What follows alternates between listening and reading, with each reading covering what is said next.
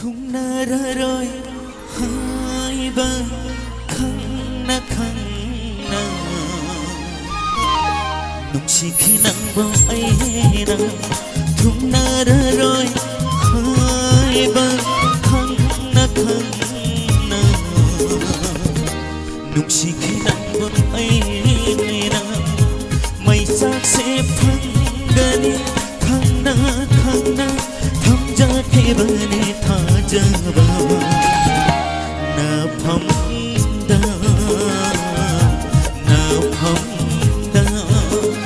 thung na ra rồi hai ba khăng na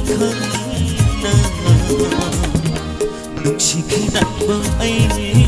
na nung chỉ khi nắng bao ấy na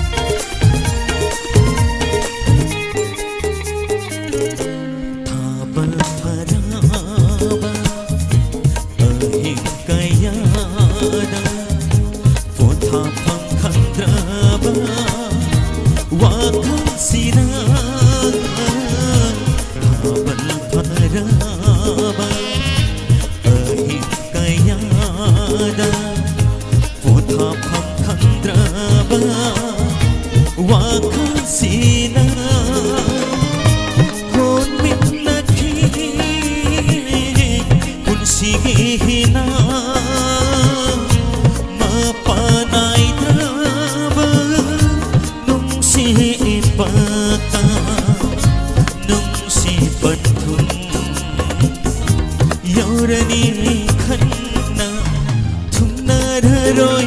hai ba khăng na nung chỉ khi nắng bao ấy na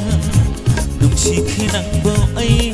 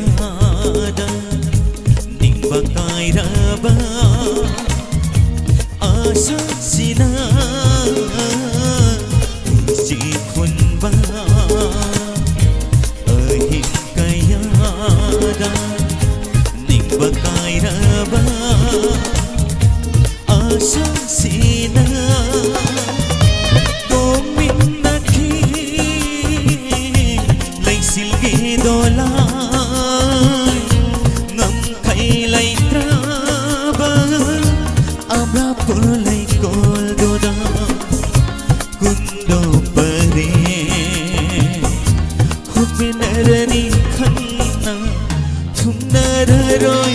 hai ba khăng na nung chỉ khi nắng bao ấy na